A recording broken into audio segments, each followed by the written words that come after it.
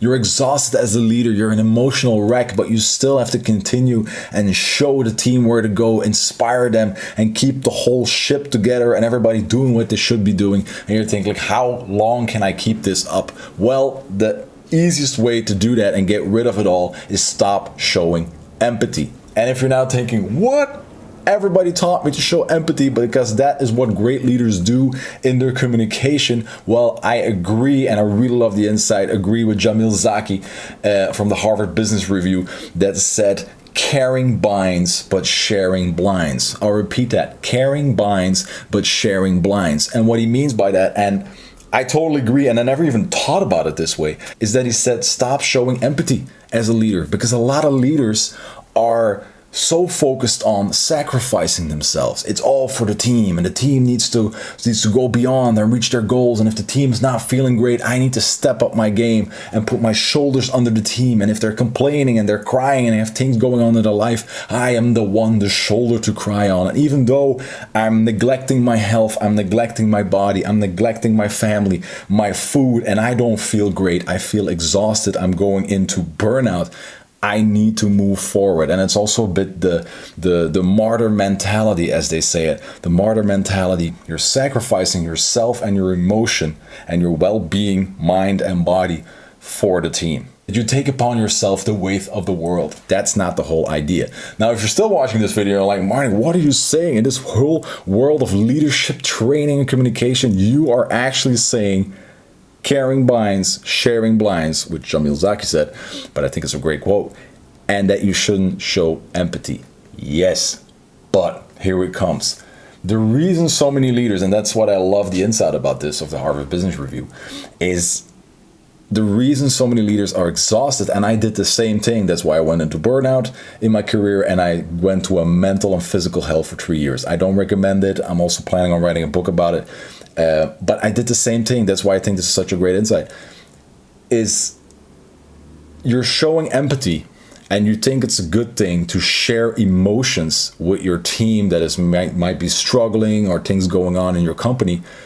But that's not empathy. In the article, they make the difference between, are you showing emotional empathy, which most leaders do, or are you showing empathic concern? And that's the difference. Emotional empathy means you come to me and you're having a bad day. You're struggling in your private life. You're struggling with a project. You're maybe crying. There's something going on. And I absorb all that emotion and I feel with you, and I'm almost crying myself because I'm all letting it in, because I feel I have to be there with you, the shoulder to cry on. I'll cry along because that's what great leaders do. I need to feel what you're feeling, and if I don't do that, I am not a person that is showing empathy. I am not being a great leader, or just in general a great friend or colleague. But if you do that, you're letting it all in. And then if you do that one time, it's fine. But if you have a team of 20, 30 people and you have to do that every single day, throughout the year, it will become exhausting, because you also have your own work and your own tasks and your own pressure from above, from the board coming in. So that's emotional empathy. What you should be showing is the empathic concern, meaning that you feel good, you feel strong, and before a meeting, before a feedback conversation, a performance review, a conversation with your team, you walk in saying, okay, how much am I going to let in? I'm going to understand what is going on. I'm not going to laugh away their fears. I'm not going to push away their concerns. I'm not going to block it off saying, yes, I get it, and then continue. No, I'm going to be open to it. I'm going to be completely understand. I'm going to listen to them and show them that I actually care, but I'm not gonna let the feelings and emotion touch me, come in. I'm not gonna copy that. And a great example they give, which is super simple, is when you're on a boat and the boat is sinking, which is the metaphor for your project or your goals in your company. And the boat is sinking, and a team member is panicking on that boat and is crying and is fears for their life and is like, oh my God, I'm gonna drown. That person doesn't want their leader, the captain of the ship, being next to them and showing emotional empathy, like, oh my God, yes, we're drowning, and I totally understand, and I'm scared as well, and what the hell is going on? And you both feel crap. The one person that is actually scared doesn't want it, and you as a captain, you'll get no value out of it, because you have to feel with the whole ship while you're exhausted and burned out before the ship sinks completely. The empathic concern is what also your team members want, is that you're there. It could be that you feel there's fear, that you also have your doubts, but you are mentally and physically aware that it's not helping you to let that all in. Emotion is a choice. Still, emotion is a choice. Let that all in. And you're going to show, you're going to care, you're going to be concerned and be like, that fear is normal that you're feeling. Yes, the ship is sinking, and you will not push away that fear or laugh it off or say it's no big deal. No, you will care, you will understand, but you'll show strength. You will show confidence. You will reassure them. You will come with eventually an action plan and ask them how they can help in that plan and what their role is, and distract them from the fear that is paralyzing them, and be that captain. Understanding, caring, yes, but let's move forward. Let's do this. I'm going to inspire you again. I'm going to give you the confidence, because if you look me in the eye, you will see strength and confidence. I'm now exaggerating a bit, but if a ship is sinking and I'm panicking, I want to see a captain like that, so I can get myself together and we're like, okay, what are we going to do now to survive this? This man or woman apparently knows what we're going to do. I have a role to play. Let's go. Not someone panicking just as much as me, because that doesn't help and you both go into your emotional state. That's the simple example they give of empathic concern. So you need to ask yourself as a leader, if you're exhausted, if you're going to burn out, if you feel that you're carrying the weight of your team and the entire world on your shoulder and you can't handle it anymore, how are you communicating? Are you letting it all in, or are you showing emotional empathy, or are you showing empathic concern? Like I said, I didn't invent this, but I think it was a really good insight in the Harvard Business Review coming from Jamil Zaki. Caring binds, sharing blinds. And then you could say, okay, so I always have to show, because that was my reaction reading the article, is I always have to show empathic concern, because that's the way to go for the leaders.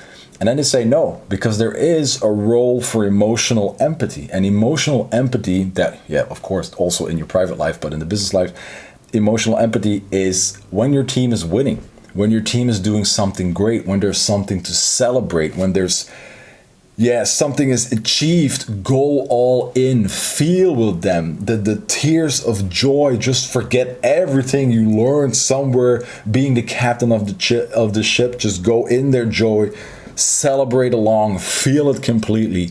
Then emotional empathy is totally on point. And that's also what the team will enjoy and will make you human and what they will love. But the moment shit hits the fan and they look at you, don't let it all in. Prep yourself. How am I walking in? How am I gonna care, but also show concern for myself to make sure that after 5 years in a leadership position, you are not completely burned out, exhausted, mentally. And as I said, it's the same with your family.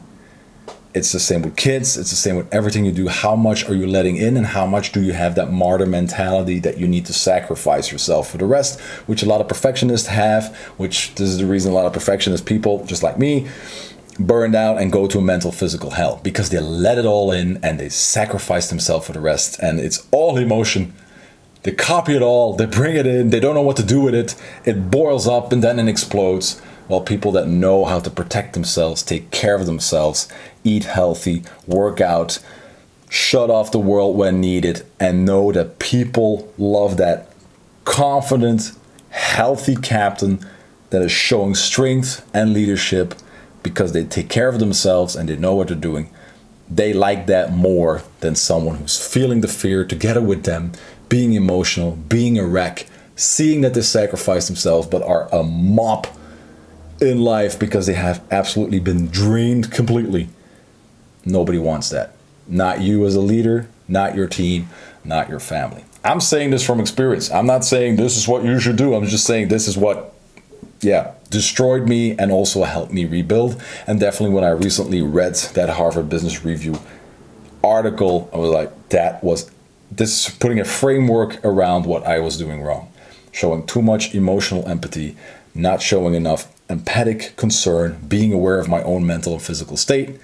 when I was working with my colleagues and my team, and sacrificing myself for the greater good, not understanding that I first have to take care of me. And if I'm feeling good, I have the strength and the confidence and the inspiration to take care of others and bring them along and be strong enough to let in what I want to let in and block off what I need to block off, so I can continue this for many years to come. I hope this also helped you a little insight on how to communicate when it's emotion involved in your communication. I was Marnik van den Broek. Like, subscribe, you know what to do. Until next time, bye-bye. Are you listening? Damn.